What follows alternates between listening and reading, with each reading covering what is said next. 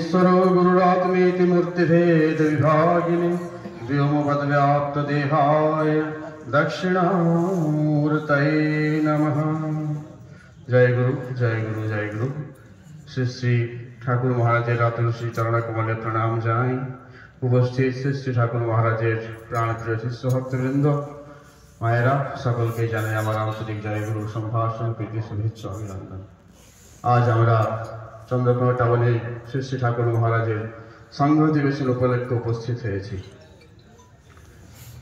तुलसीदास तार रामचरित मानसे बोलছেন निर्मल मन मोहि सो मोहि पावा, अर्थात स्वच्छ जार मन सेई ताके पाय। तो आज के आमरा सेई भारद्वाज गोत्रीय सन्तान ठाकुर महाराजेर निर्मल मुखार्जी महाशয়ের बासभवने उपस्थित হয়েছি। সেই भारद्वाज मुनि থাকতেন इलाहाबाद जे प्रयागराज तीर्थराज ওখানে থাকতেন, যেখানে গঙ্গা যমুনা সরস্বতী ত্রিবেণী সঙ্গম। সেখানে এখন কুম্ভের প্রস্তুতি চলছে। এই মকর সংক্রান্তি থেকে শুরু হবে এবং চলবে শিবরাত্রি পর্যন্ত। 5টা প্রধান স্নান আছে। এই কুম্ভ স্নানকে দেখেই ঠাকুর মহারাজার ইচ্ছা হয়েছিল যে এই ভক্ত সম্মেলনী সার্বভৌম ভক্ত সম্মেলনী সেখান থেকে আমরা সকলেই দর্শন করে আসছেন। অনেকেই খুব দিব্য আনন্দ পেয়েছেন। ভবগ্রাহী জনার্দন ভাবের দ্বারাই পাওয়া যায় না। এই ভবসাগর থেকে পার হওয়ার জন্য সব থেকে বড় ঔষধি হচ্ছে ভাব।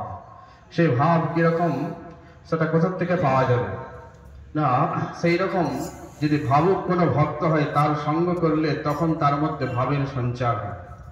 যেমন করোনা ভাইরাস যখন আসছিল, তো তার কাছে কেউ গেলে তার মধ্যে সেই জীবাণু সংক্রমিত হয়ে যেত।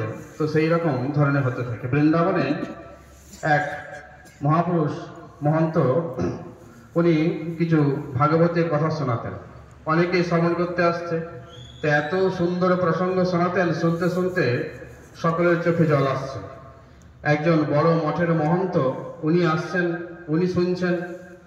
উনি অনেক সব বেদান্ত শাস্ত্র অধ্যয়ন করেছেন, সব কিছু জানেন, কিন্তু ভিতরে ভাব নেই, চোখে জল আসছে না ভগবানের সেই ভাবের কথা শুনে।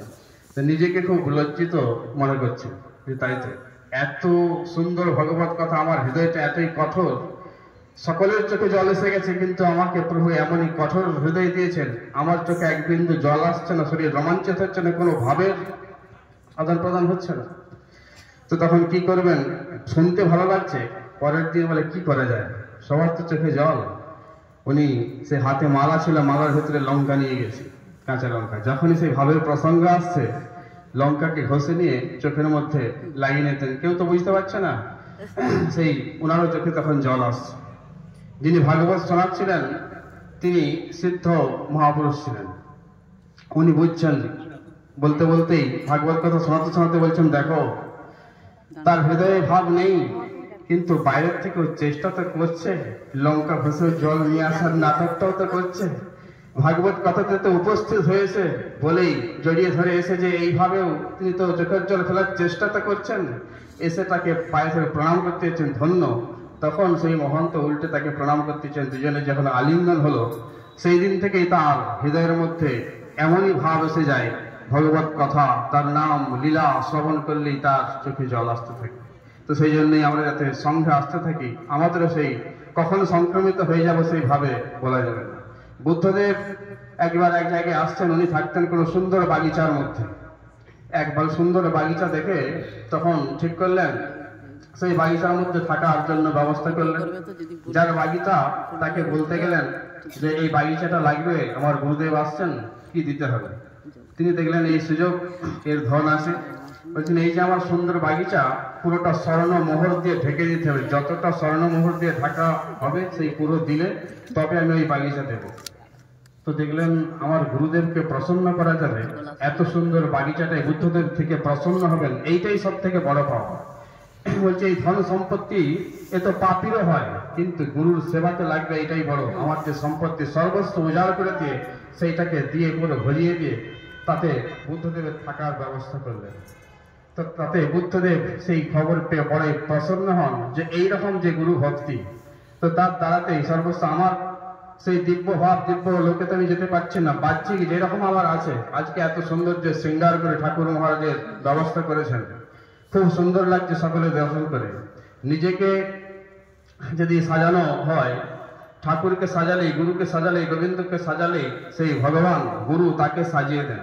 সেই জন্য আমার যা কিছু ভালো, সবকে ভালোটাকে দিয়ে তাকে যদি গুরুকে পরমাত্মাকে অর্পণ করি, তাকে সবকিছু জ্ঞানে ধনে মানে ভাবে প্রেমে সবকিছু দিয়ে তাকে সাজিয়ে নেন সেই গুরুদেব। সেই রকম ভাবনা যেন আমাদেরকে দেন। হে গুরুদেব, আমাদের যথা সর্বস্ব দিয়ে তোমার মঠ আশ্রম, তোমার এই ভাবনা সংভাগ ইত্যাদি সবকিছু যেন সুন্দর করে সাজাতে পারি, যেইটুকু সবই তো তোমারই দেওয়া।